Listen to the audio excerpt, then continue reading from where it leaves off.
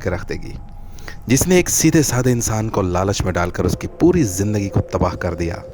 खौफ से और दुख से भरी हुई ये दास्तान मैं आज आप लोगों से शेयर करना चाहूँगा।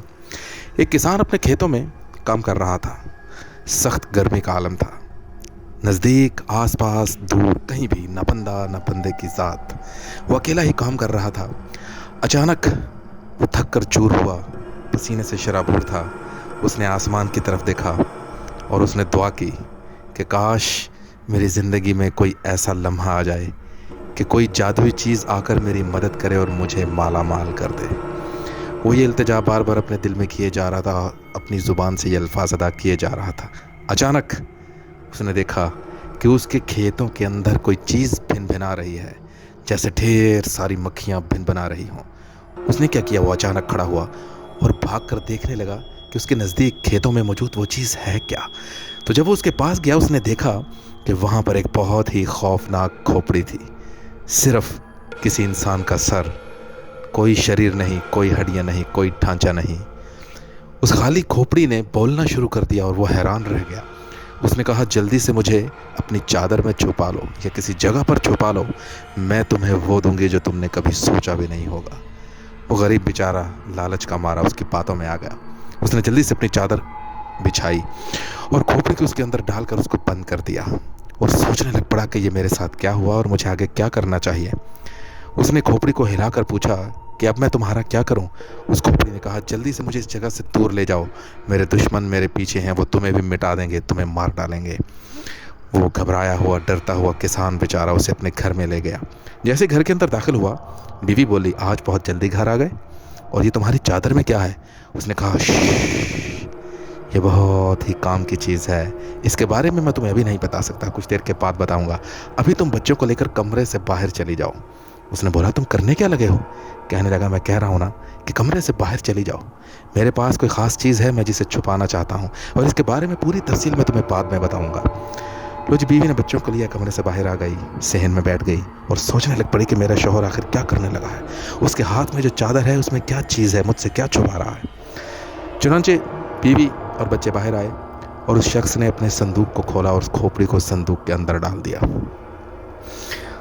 जैसे तैसे करके रात गुजरी, सुबह हुई तो उसने खोपड़ी को निकालना चाहा तो उसने देखा कि संदूक के ऊपर ढेर सारी नकदी और जेवर पड़ा हुआ है।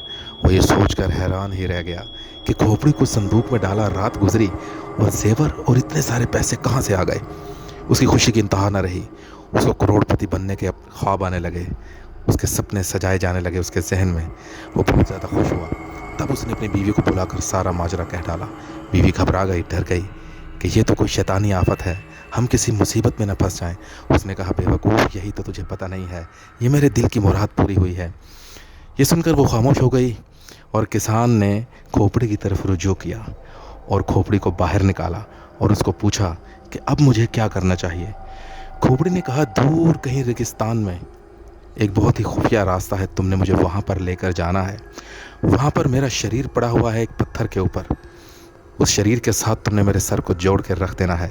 तो जैसे ही मेरे सर को उसके साथ जोड़ के रखोगे, मेरी कहानी, मेरा शरीर, मेरी ख्वाहिशें, मेरा सब कुछ पूरा हो जाएगा। किसान ने क्या किया, अपनी बीवी से कहा कि मैं जा रहा हूँ। बीवी घबरा गई, अकेले मत जाइए, बच्चों को साथ लेकर चले जाइए, आपका दिल बहलता रहेगा, लेकिन बच्चों को इस पूरे वाक़े के बारे में बिल्कुल मत बताइएगा। उस किसान के 2 बेटे थे, उसने दोनों को साथ लिया और खोपड़ी को लेकर निकल पड़ा। चलते चलते चलते एक रेतला इलाका आ गया, सहरा आ गया, रेत ही रेत हर जगह पर। वो सोचने लग पड़ा, इस रेत वाले इलाके में पत्थरों वाली गार कैसे हो सकती है, पत्थरों वाला पहाड़ कैसे हो सकता है, कि खुफिया रास्ता पत्थरों वाला रेतले इलाके में कैसे आ सकता है। खैर वो ये भी सोच ही रहा था कि अचानक उसका सर किसी चीज़ से टकराया और उसने देखा उसके आसपास तो कोई भी चीज़ नहीं थी। तो जैसे ही उसने गौर किया, एक बारीक सा शीशे का दरवाज़ा उसे नज़र आया। वो हैरान रह गया कि रेतले इलाके में शीशे का दरवाज़ा क्या कर रहा है। खोपड़ी ने उसे कहा, इस दरवाजे को खोलो। उसने जैसे ही दरवाजे को खोला, वो एक नई दुनिया में चला गया, एक अंधी गार जहाँ पर अंधेरा ही अंधेरा था। अंधेरे को देखकर बच्चों को उसकी चीखें निकल गईं। बच्चे भी चीखें मारने लग पड़े कि अंधेरा आ गया। खोपड़ी ने कहा, बच्चों को तसल्ली दो, घबराने की कोई ज़रूरत नहीं, मैं तुम्हारे साथ हूँ। मैंने तुम्हें इतना पैसा दिया, इतने हीरे जवाहरात दिए, मैं और भी तुम्हें बहुत कुछ दूंगी। सब्र रखो, इत्मीनान रखो और जल्दी से जैसे मैं कहती हूँ वैसे करते जाओ।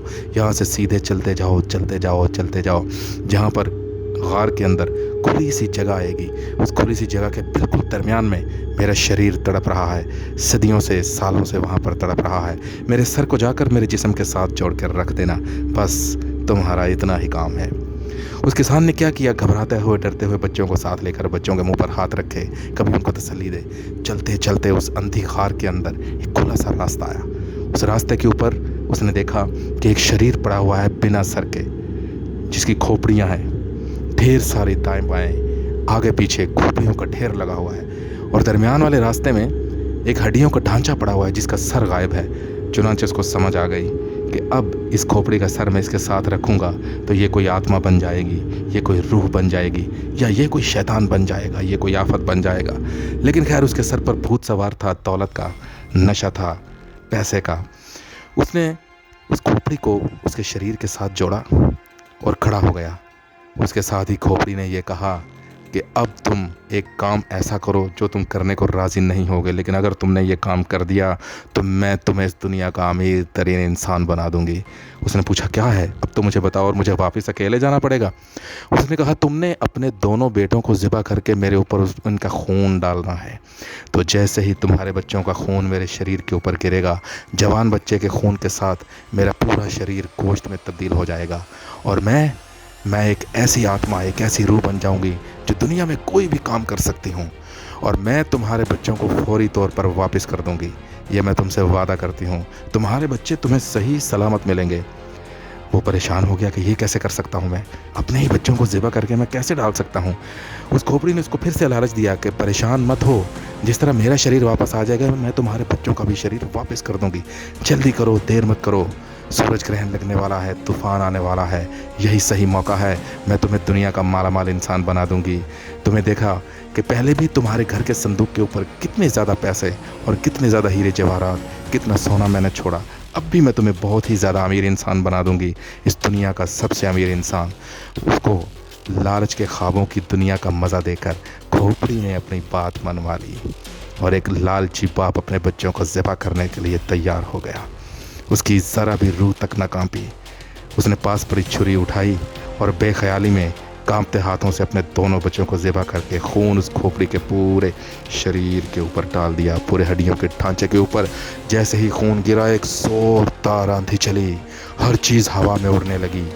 कभी लाइट आए, कभी बुझ जाए, कभी आग बुझ जाए, कभी जल जाए, कभी आग बुझ जाए, कभी जल जाए। खौफ की ऐसी कड़ी कि सबके दिल हिल जाएं। बच्चे तो ज़िबा हो ही चुके थे, लेकिन उसका भी खौफ के मारे बुरा हाल था। उसने सोचा, अब क्या होगा, मैंने गलती तो नहीं कर दी, ये मुझे ढेर सारा पैसा और मेरे बच्चे देगी या नहीं देगी। इसके साथ ही क्या हुआ, जैसे ही आंधी बंद हुई एकदम अंधेरा छाया। चंद सेकंड के बाद जैसे ही उस अंधेरे में रोशनी हुई, वहाँ पर कोई खोपड़ी नहीं थी, कोई आग नहीं थी, कोई लकड़ी नहीं थी, कुछ भी नहीं था। सब कुछ गायब हो चुका था और वही पूरा इलाका रेतले इलाके में तब्दील हो चुका था। सब अंधी सुरंग गायब हो चुकी थी। न खोपड़ी का नामो निशान था, न पैसे का, न उसके बच्चों का। उसने उसको लालच देकर उसके बच्चों का खून अपने ऊपर डाला और अपनी दुनिया में वापस चली गई। वो इस दुनिया में सिर्फ नन्हे बच्चों का खून लेने के लिए आई थी। उसने उस बच्चों की बलि देना चाही और अपने आप को सैराब कर लिया।